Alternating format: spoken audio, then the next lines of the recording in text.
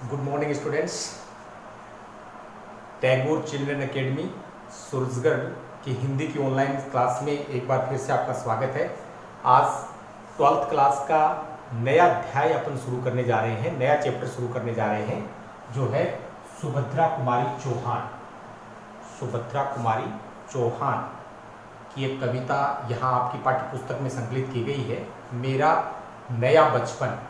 उसके बारे में अपन देखें उससे पहले अपन सुभद्रा जी का थोड़ा जीवन परिचय देखते हैं, हिंदी साहित्य में उनका जो स्थान है वो अपन देखते हैं, और फिर संदर्भ इस पाठ का और उसमें कौन कौन से क्या कुछ विशेष सामान्य जो विशेष हैं वो कौन से हैं, कॉमन विशेष कहीं से भी यदि व्याख्या पूछी जाती है तो कौन से क्या कुछ विशेष आप उसमें लिखेंगे, उनके बारे में अपन चर्चा करेंगे। और फिर कविता के में क्या कुछ बताया गया है सुभद्रा जी के द्वारा उसमें, और फिर पाठ्य पुस्तक के जो प्रश्न दिए गए हैं उनके बारे में अपन विचार करेंगे, और फिर माध्यमिक शिक्षा बोर्ड में किस प्रकार से प्रश्न पूछे जा सकते हैं उसके बारे में अपन विस्तार से चर्चा करेंगे। तो आज अपन देखते हैं सुभद्रा कुमारी चौहान की जो कविता संकलित की गई है, मेरा नया बचपन। पहले अपन उनका परिचय देखें तो सुभद्रा जी का जो जन्म हुआ वो ग्राम निहालपुर इलाहाबाद प्रयाग में इनका जन्म हुआ, उत्तर प्रदेश में। इनका जन्म 1904 ईस्वी में और छोटी सी उम्र में ही 1948 ईस्वी में इनकी मृत्यु हो गई। रोड दुर्घटना में इनकी मृत्यु हुई थी। ये कोई हिंदी संगोष्ठी में जाकर के आई थी और रास्ते में रोड दुर्घटना में जो अपनी खुद की गाड़ी में थे, इनका खुद का लड़का गाड़ी चला रहा था और रोड दुर्घटना में इनकी देहावसान हो गया, उनकी मृत्यु हो गई। छोटी सी उम्र में ही इनकी मृत्यु शिवानी के नज़दीक हुई थी। पिता जो थे इनके ठाकुर रामनाथ सिंह, इनके पति का नाम ठाकुर लक्ष्मण सिंह चौहान थे, जो एक ऐसे जीवन साथी थे जो कंधे से कंधा मिलाकर के साथ चलने वाले, क्योंकि सुभद्रा जी का जो जीवन था वो स्वतंत्रता आंदोलन में एक सक्रिय भागीदार के रूप में रही है। स्वतंत्रता आंदोलन में गांधी जी के आंदोलन से काफ़ी कुछ प्रभावित थी, काफ़ी कुछ प्रेरित थी, तो स्वतंत्रता आंदोलन में सक्रिय भाग लिया इन्होंने।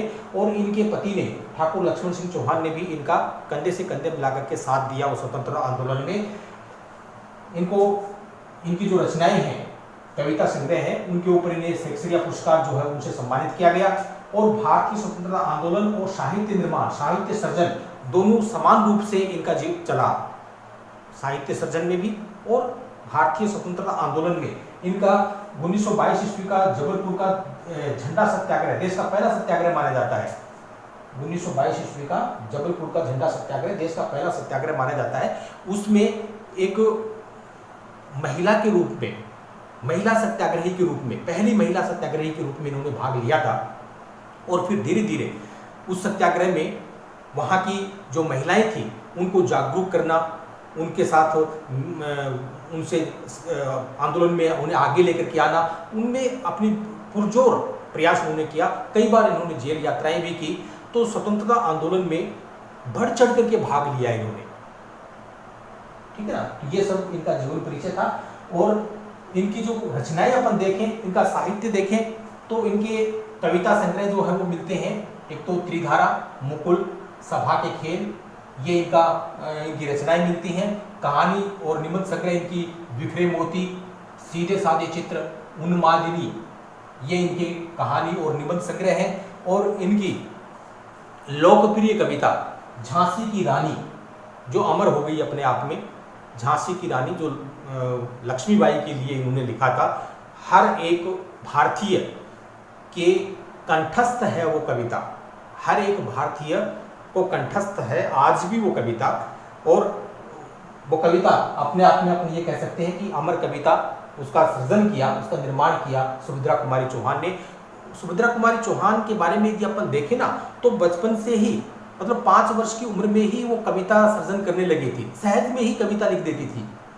सुभद्रा जी जो थी वो सहज में ही क्या कर देती थी, कविताएं लिख देती थी। उन महादेवी जी बचपन की सहेली थी उनकी, महादेवी वर्मा, और मैथिली शरण गुप्त का इनके जीवन पर बहुत अधिक प्रभाव रहा।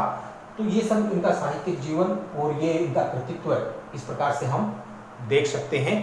अब इनका यहाँ पर यदि आपकी जो पाठ्य पुस्तक है इसमें जो इनकी कविता संकलित की गई है उसमें क्या कुछ बताने का प्रयास कर रही हैं सुभद्रा जी? इसमें बताने का प्रयास कर रही हैं कि हर एक व्यक्ति की इच्छा होती है, हर एक व्यक्ति की कामना होती है कि वो अपने सुनहरे बचपन में लौट जाए, अपने सुनहरे बचपन में क्या हो जाए, लौट जाए, वापस लौट जाए। ये हर एक व्यक्ति की चाह होती है। तो सुभद्रा जी की भी इच्छा है कि वो अपने बचपन में लौटे, और ये जो उनकी इच्छा है वो उनकी साकार होती है, उनकी पूर्ण होती है अपनी छोटी बच्ची के बचपन को देख करके। उनकी छोटी बच्ची उनकी आंखों के सामने खेलती हुई, रोती हुई, कभी किसी बात के लिए वो जिद करती है, किसी बात को मनवाने के लिए प्रयासरत होती है। तो अपनी छोटी बच्ची के जीवन को देख करके उन्हें अपने बचपन की क्या आ जाती है, याद आती है। और वह जो चाहती थी कि मैं अपने बचपन में लौट जाऊं, वो उनकी इच्छा क्या हो जाती है, पूर्ण हो जाती है। और अपनी छोटी बच्ची को देख करके उनकी जो यादें हैं वो क्या हो जाती हैं, तरोताजा हो जाती हैं। तो किस प्रकार से, कैसा था, वो अपने बारे में लिखती कि मेरा जो बचपन था वो कैसा था, कैसे मैंने जीवन को जिया और किस प्रकार से मैंने बचपन में आनंद लिया, किस प्रकार से मैं परिवार के साथ रहती थी, परिवार में ठिठोली होती थी, और किस प्रकार से मैं जब मचल जाती थी तो मेरे परिवार के जो बड़े बुजुर्ग थे वो मुझे मनाने का क्या करते थे, प्रयास करते थे। हर एक जिद जो थी वो मेरी क्या होती थी, पूरी होती थी। यद्यपि मैं फटे पुराने वस्त्र होते थे मेरे, परंतु फिर भी फटे पुराने चिथड़ू में होने के बावजूद भी मैं अपने आप को एक रानी से कम नहीं समझती थी। इतना कुछ मुझे लाड़ प्यार जो था वो बचपन में मेरे को मिला। तो सुभद्रा जी को अपनी उस छोटी बच्ची के जीवन को देख करके अपनी जो यादें हैं वो ताजा हो जाती है। तो पहले अपन उनकी कविता देखें, उससे पहले एक बार आप इस कविता का जो संदर्भ है वो एक बार आप नोट कर लें, और कौन कौन से जो कॉमन विशेष हैं जो इस कविता में कहीं से भी यदि व्याख्या आती है तो वो विशेष तो आपको लिखने ही लिखने हैं। कौन कौन से विशेष हैं वो भी आप एक बार नोट कर लीजिए। लिखिए, पहले संदर्भ लिखिए। उपयुक्त पद्यावतरण हमारी पाठ्य पुस्तक सृजना के पद्य भाग में मेरा नया बचपन शीर्षक से उद्धृत किया गया है, जिसकी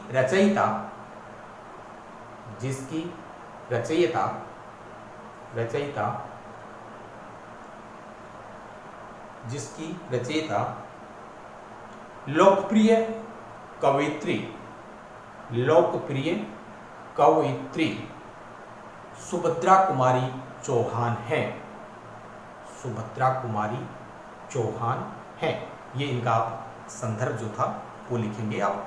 अब विशेष जो थे, कॉमन जो विशेष हैं वो एक बार आप नोट कर लीजिए। जैसे सहज सरल कविता है, ये सहज सरल भावों के द्वारा अभिव्यक्त की गई है, ठीक है ना, छंद के बंधनों वगैरह से मुक्त है कविता। तो इसमें कौन कौन से क्या कुछ विशेष लिखेंगे आप? भाषा भावों के अनुरूप, भाषा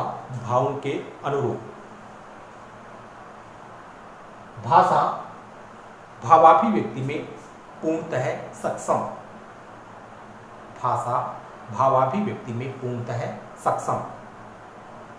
अगला लिखो, सहज सरल भावों को अभिव्यक्त करने के लिए खड़ी बोली हिंदी भाषा का प्रयोग।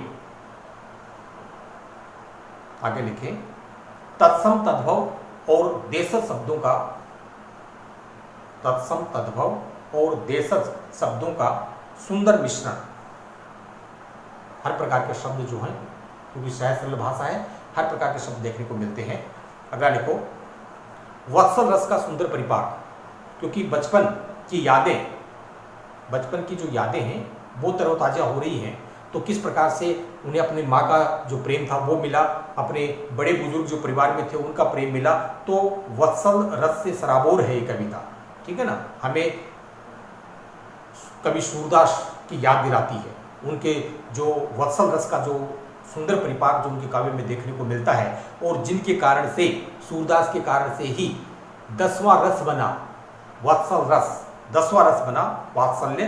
तो ये उस कविता में उनकी याद हमें आती है सूरदास जी की। आगे देखो, माधुर्य और प्रसाद गुण का सुंदर मिश्रण इसमें देखने को मिलता है। कहीं कहीं माधुर्य गुण की छटा देखने को मिलती है, तो कहीं सामान्य सहज सरल भावों को व्यक्त करने के लिए प्रसाद गुण की छटा जो है वो देखने को मिलती है। प्रसाद गुण।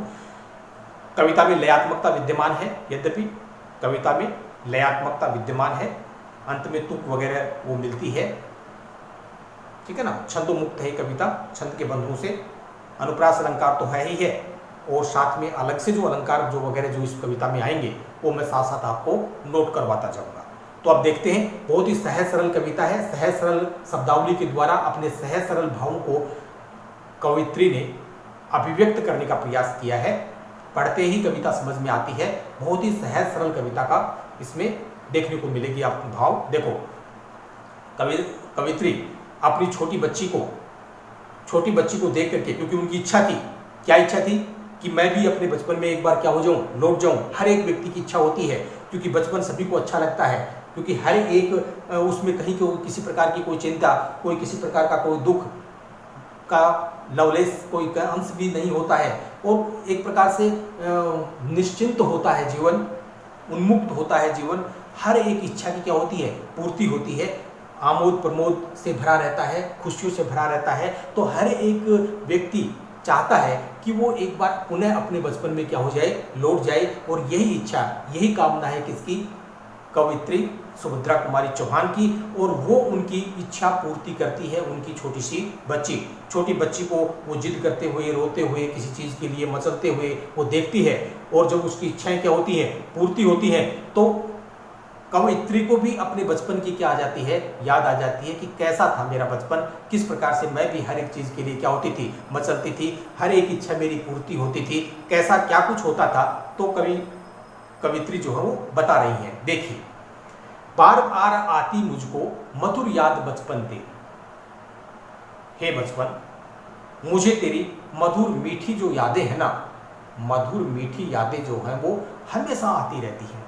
मेरी इच्छा होती है, मेरी कामना होती है कि मैं भी अपने बचपन में एक बार क्या हो जाऊं, लौट जाऊं, उस सुनहरे बचपन का मैं आनंद एक बार पुनः लूं। तो मुझे उसकी यादें जो है ना वो बार बार क्या करती रहती हैं, आती रहती हैं, और इच्छाएं होती रहती हैं कि मैं एक बार अपने बचपन में पुनः लौट जाऊं। देखो, गया ले गया तू जीवन की सबसे मस्त खुशी मेरी है, तू सबसे मेरे जीवन की जो मस्त करने वाली है, जो खुशियां थी, वो सारी खुशियां तू क्या हो गया था, लेकर के चला गया। कितनी खुशियां थी मेरे बचपन में, मैं हमेशा, मेरा जीवन जो था वो क्या होता था, मस्त रहता था, किसी प्रकार की कोई चिंता नहीं, हर एक चिंता से जीवन जो था वो क्या होता था, मुक्त होता था। तो तूने मेरे उस बचपन की जो खुशियां हैं, बचपन की जो खुशियां थी वो अब क्या हो गई थी, चली गई थी। तो हे बचपन, गया ले गया तू जीवन की सबसे मस्त खुशी मेरी। तेरे जाने के साथ साथ मेरी जीवन की जो खुशियां थी ना वो भी क्या हो गई, चली गई। तो मैं चाहता हूं कि तू एक बार मेरे जीवन की जो खुशियां लेकर के चला गया था ना, एक बार पुनः तू मेरी खुशियां लेकर के आ जाए, अर्थात मैं पुनः एक बार बचपन को जीना चाहती हूँ। बहुत ही सहज सरल कविता, सहज सरल भावों के द्वारा अभिव्यक्त की है कवयित्री ने। देखो, चिंता रहित खेलना खाना, वह फिरना निर्भय स्वच्छंद। कोई किसी प्रकार की चिंता नहीं थी, बस खेलना और खाना, दो ही काम थे, खेलना और खाना, चिंता रहित जीवन। तो कितना आनंद था, कितनी मौज मस्ती थी, हर प्रकार से हर एक इच्छाएं क्या होती थी, पूर्ण होती थी। तो चिंता रहित खेलना खाना, और वह फिरना निर्भय स्वच्छंद, निर्भय, किसी प्रकार का कोई भय नहीं, किसी प्रकार की स्वच्छंद, किसी प्रकार की कोई रोक टोक नहीं, किसी प्रकार की कोई रोक टोक नहीं, किसी प्रकार का कोई बंधन नहीं, हर प्रकार से आनंद था, हर प्रकार से मस्ती थी। और हे बचपन, तू मेरे उस आनंद और मस्ती को लेकर के चला गया, तो मैं चाहती हूं कि एक बार तू पुनः मेरे उस आनंद और मस्ती को मुझे क्या कर दे, लौटा दे। कैसे भूला जा सकता है बचपन का अतुलित आनंद है, वो बचपन का अतुलित आनंद, जिसकी मतलब जिसकी तुलना भी नहीं की जा सकती, जिस आनंद की क्या नहीं की जा सकती, तुलना नहीं की जा सकती है। वह इतना अधिक आनंद, इतना अधिक भरपूर था मेरा जीवन आनंद से, इतना अधिक भरपूर था, अतुलित, अत्यधिक, इतना अधिक भरपूर था, आनंद से भरा हुआ था मेरा जीवन, जिसकी किसी प्रकार से कोई कमी नहीं थी। तो मैं कैसे भुला सकती हूँ उस आनंद को, मैं कैसे भुला सकती हूँ? मैं चाहती हूँ कि एक बार वो पुनः मेरे को प्राप्त हो और मैं पुनः उस बचपन को क्या करना चाहती हूँ, जीना चाहती हूँ। ऊंच नीच का ज्ञान नहीं था, कौन छोटा है कौन बड़ा है, किसी प्रकार का ऊंच नीच, कोई भेदभाव नहीं, कोई किसी प्रकार का कोई क्या नहीं था, भेदभाव नहीं था। कौन छोटा है कोई कौन बड़ा है, मेरे लिए हर एक शख्स जो था वो क्या था, बराबर था। कोई छोटा बड़ा नहीं था मेरे जीवन में। और छुआछूत किसने जानी, न तो कोई ऊंच नीच का भाव था और न ही कोई छुआछूत का भाव था कि ये कोई निम्न जाति का है, कोई उच्च जाति का, या कोई किसी प्रकार का कोई भेदभाव, किसी प्रकार का कुछ भी नहीं था। ऐसा कोई भाव था ही नहीं जो तुच्छ हो, तुच्छ भाव मन में था ही नहीं। केवल और केवल मन में था तो केवल और केवल क्या था, आमोद प्रमोद था, मस्ती थी, हर एक इच्छाएं क्या होती थी, पूर्ण होती थी। और हमेशा स्वच्छंद निर्भय होकर हर जगह कहीं भी जाओ, कहीं कोई रोक टोक नहीं थी, कोई बाधा नहीं थी। तो ऐसा था बचपन, और मैं उस बचपन को एक बार पुनः क्या करना चाहती हूँ, जीना चाहती हूँ। तो ये इस प्रकार से कवित्री ने अपने बचपन को चित्रित करने का इसमें क्या किया है, प्रयास किया है कि मैं एक बार पुनः उस बचपन को क्या करना चाहती हूँ, जीना चाहती हूँ। तो इसमें क्या है, ऊंच नीच छुआछूत जैसी कोई भावना बचपन में नहीं होती, इसका बताया है कवि ने, ठीक है ना। और इस प्रकार से कवित्री ने विशेष जो है वो चित्र इसमें प्रस्तुत किया है। और कोई विशेष, क्योंकि सहज सरल भाव है इसमें, और सहज सरल भावों के द्वारा कवित्री ने इसमें चित्रित करने का प्रयास किया है। देखो, ऊंच नीच का ज्ञान नहीं था, छुआछूत किसने जाना, कोई ऊंच नीच या कोई छुआछूत का कोई भाव नहीं था। बनी हुई थी वहां झोपड़ी और चिथड़ू में रानी, है बनी हुई थी वहां झोपड़ी और चिथड़ू में रानी, कि रहने के लिए केवल झोपड़ियां थी। यद्यपि ऐशो आराम के उस समय इतने कोई साधन नहीं थे, ऐशो आराम के उस समय इतने कोई क्या नहीं थे, साधन नहीं थे, परंतु मनोरंजन के लिए, सुख के लिए, शांति के लिए कोई किसी प्रकार की कोई कमी नहीं थी। मेरा जो जीवन था ना, मेरा जीवन ऐसा था कि चिथड़ू में रानी, कि यद्यपि मेरी वेशभूषा जो थी ना, मैं जो कपड़े पहनती थी वो क्या थी, फटे पुराने होते थे। मेरे जो कपड़े होते थे वो क्या होते थे, फटे पुराने होते थे। पर फटे पुराने कपड़े में होने के बावजूद भी मैं अपने आप को किसी रानी से कम नहीं समझती थी। फटे पुराने कपड़ों में होने के बावजूद भी मैं अपने आप को किसी रानी से कम नहीं समझती थी। तो इस प्रकार से कवित्री कह रही है कि मेरा क्या था, बचपन था, और हर प्रकार से किसी प्रकार की कोई क्या नहीं थी, कोई चिंता नहीं थी। हर प्रकार की चिंता से क्या था, जीवन मुक्त था। हर जगह कहीं भी विचरण करो, कहीं स्वच्छंद विचरण करो, कोई किसी प्रकार की कोई रोक टोक नहीं थी। तो ये सब कुछ देखने को इसमें मिलता है। आगे देखो, कि ये दूध के कुल्ले मैंने चूस अंगूठा सुधा पिया। क्या कुछ होता था बचपन में, कि ये दूध के कुल्ले मैंने, कि मेरे को दूध जब पिलाया जाता था, दूध का पान करवाया जाता था, तो हर प्रकार से मिन्नतें की जाती थी दूध पिलाने के लिए, हर प्रकार से। और मैं भी कुल्ले करके उसे क्या कर देती थी, बाहर निकाल देती थी। मैं भी उसे कुल्ले करके क्या कर देती थी, बाहर निकाल देती थी। बार बार बड़ों के द्वारा, मेरी माता के द्वारा, और जो बड़े परिवार के जो सदस्य थे, वो बार बार हर प्रकार से प्रयास करके मुझे क्या करते थे, दूध पिलाते थे। और मैं दूध के क्या करती थी, कुल्ले करती, और कुल्ले करती मतलब उसको बाहर निकाल देती थी। और फिर मुझे प्रयास किया जाता था बड़ों के द्वारा कि दूध पिलाया जाए। और चूस अंगूठा सुधा लिया, और अंगूठा चूसती थी मैं, अंगूठा क्या करती थी, चूसती थी। और वो अंगूठा जो था ना, वो मुझे ऐसा लगता था जैसे अमृत का पान कर रही हूं। वो जो अंगूठा चूसना जो था, वो मेरे लिए क्या था, अमृत पान के समान था। तो इस प्रकार का मेरा हंसी खुशी से बचपन, ठिठोली से भरा मेरा क्या था, बचपन था। इस प्रकार से किलकारी किल्लोल मचाकर सूना घर आबाद किया। मेरी किलकारियां, मेरी किल्लोल, जोर जोर से बोलना, जोर जोर से चिल्लाना है उस सूने घर को, क्योंकि मैं अकेली ही बच्ची थी, मैं अकेली ही छोटी क्या थी, बच्ची थी। तो बच्चों से ही घर ऐसा लगता है कि जैसे इसमें सदस्य हों, बड़ों के द्वारा ज्यादा कुछ वार्तालाप नहीं होता है, तो बच्चों से ही ऐसा लगता है घर भरा पूरा है। तो मैंने उस सूने घर को क्या किया था, भरा पूरा किया था। ऐसा लगता था मेरी किलकारियां सुनकर के चारों ओर, ऐसा लगता था कि यहाँ पर सदस्य हैं, परिवार के सदस्य हैं, और फिर परिवार के सदस्यों का भी आमोद प्रमोद होता था, मनोरंजन होता था, मेरे द्वारा उन्हें भी खुशी मिलती थी, मेरे द्वारा उन्हें भी क्या होती थी, खुशी मिलती थी। तो उस सूने घर को मैं क्या कर देती थी, अपनी हंसी के द्वारा, अपनी किल्लोल के द्वारा, अपनी मजाक के द्वारा मैं उसे भरा पूरा कर देती थी, सूने घर में वो आबाद कर देती थी। तो ऐसा मेरा बचपन था। रोना और मचल जाना भी क्या आनंद दिलाते थे, हैं?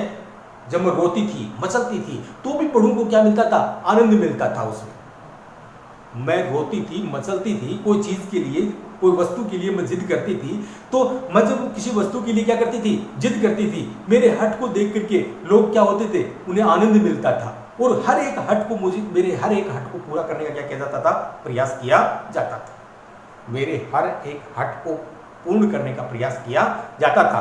तो रोना और मचल जाना भी क्या आनंद दिलाते थे, बड़े बड़े मोती से आंसू जयमाला पहनाते थे। मेरी आंखों से जब किसी वस्तु के लिए मैं जिद करती थी और मेरी आंखों से बड़े बड़े क्या होते थे, आंसू निकलते थे ना, तो हर एक जिद जो थी वो मेरी क्या होती थी, पूर्ण होती थी।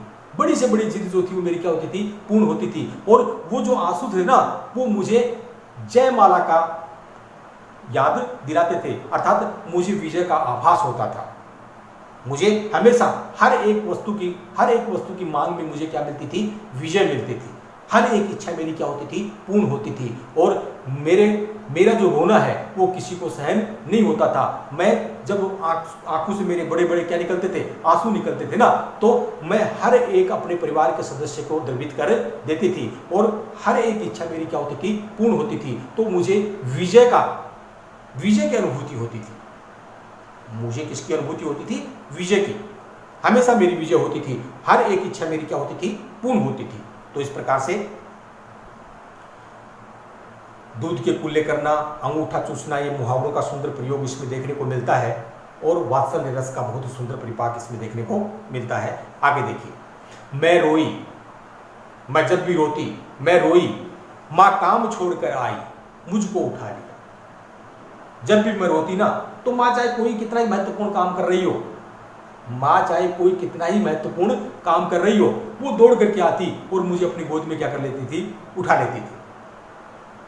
उसके लिए काम महत्वपूर्ण नहीं था मेरा, मैं रोती थी तो उससे सहन नहीं होता था, और तुरंत हर एक काम छोड़ करके वो आकर के मेरे को गोद में तुरंत क्या कर लेती थी, उठा लेती थी, और मुझे बहलाने का, फुसलाने का प्रयास करती थी। मेरी हर एक इच्छा जो थी वो क्या पूर्ण करती थी। तो कैसा सुंदर था मेरा बचपन। मैं चाहती हूँ, कवित्री कह रही है कि मैं चाहती हूँ कि मैं एक बार उस आनंदमय जीवन में दोबारा क्या हो जाऊं, लौट जाऊं। उस सुखमय जीवन में एक बार दोबारा मैं क्या हो जाऊं, लौट जाऊं। और अपने उस सुखमय जीवन को याद ताजा होती है किसी कारण से, कवित्री को अपनी छोटी बच्ची के जीवन को देख करके याद क्या हो जाती है, ताजा हो जाती है कि कितना अच्छा था मेरा वो जीवन, मैं एक बार पुनः उस जीवन में लौटना चाहती हूँ। तो मैं रोई, मैं जैसे ही रोने लगती कोई चीज के लिए, कोई बात के लिए, तो माँ काम छोड़कर आई और मुझको तुरंत क्या कर लेती थी, उठा लेती थी। झाड़ पोंछ कर, चूम कर मैं इधर उधर घूमती रहती थी, तो मिट्टी में मेरे वस्त्र जो थे वो क्या थे, सराबोर रहते थे, मिट्टी में सने रहते थे। तो तुरंत मेरे को क्या करती थी, वो झाड़ पोंछ करती थी, मेरी मिट्टी को क्या करती थी, साफ करती थी, और चूम कर गीले गालों को सुखा दिया। और मेरे अश्रु से जो गाल क्या होते थे, गीले होते थे ना, तो तुरंत उन्हें चूमने लग जाती थी, और मेरे जो अश्रु से जो गीले गाल होते थे वो तुरंत क्या हो जाते थे, सूख जाते थे। तो कितना सुखमय, कितना आनंदमय और कितना आत्मविभोर कर देने वाला वो बचपन था मेरा। कवित्री कह रही है कि मैं दोबारा पुनः उस बचपन में एक बार पुनः लौट जाना चाहती हूँ। तो दादा ने चंदा दिखलाया, मुझे बहलाने के लिए, फुसलाने के लिए मेरे दादा जो थे ना, वो छत पर ले जाते थे और छत पर बाहर ले जाते थे, और मुझे क्या दिखाते थे, मेरे को बहलाने के लिए चंदा मामा इशारे से, संकेत से मुझे क्या करते थे, दिखलाते थे। और नैन नीर युक्त दमक उठे, और जैसे ही मैं चंदा मामा देखती तो मेरे आंखों से जो नीर बहते थे, वो नीर जो थे वो आंखों से जल धारा जो प्रवाहित होती थी, जल से युक्त आंखें जो थी ना, अश्रु से युक्त जो मेरी आंखें थी, वो भी क्या उठती थी, चमक उठती थी। उनमें भी एक विशेष क्या आ जाती थी, चमक आ जाती थी। किसको देख करके, चंदा मामा को देख करके। तो किस प्रकार का बचपन था मेरा। धुली हुई मुस्कान देखकर सबके चेहरे चमक उठे, और जैसे ही मेरी धुली हुई मुस्कान, मेरे अश्रु एक तरफ, एक पल के लिए तो मैं क्या कर रही थी, थोड़ी देर पहले तो मैं क्या कर रही थी, रो रही थी, और जैसे ही दादा ने मेरे को क्या दिखाया, चंदा मामा दिखाया और चंदा मामा देखते ही मेरी आंखों में क्या आ गई, चमक आ गई, मैं मुस्कुराने लगी। और जैसे ही मैं मुस्कुराने लगी ना तो सभी देख करके क्या करने लगे, मुस्कुराने लगे। सभी की खुशी जो थी वो क्या हुई, लौट आई। तो मेरा जो बचपन था वो इस प्रकार का था कि बड़ों को मैं खुशी देती थी, प्रसन्नता मिलती थी मेरे जीवन को, और सूने घर को मैं क्या कर देती थी, आबाद कर देती थी। मेरी किलकारियां जो चारों तरफ क्या होने लगती थी, गूंजने लगती थी, और मेरी किलकारियों से वो सूना घर जो था वो क्या हो जाता था, आबाद हो जाता था। तो इस प्रकार का था मेरा बचपन। बहुत ही सुंदर, वात्सल्य रस का बहुत ही सुंदर चित्रण इसमें देखने को मिलता है। वास्तव में ही कवि सूरदास की हमें याद दिलाता है कवित्री सुभद्रा कुमारी चौहान के वात्सल्य वर्णन को देख करके।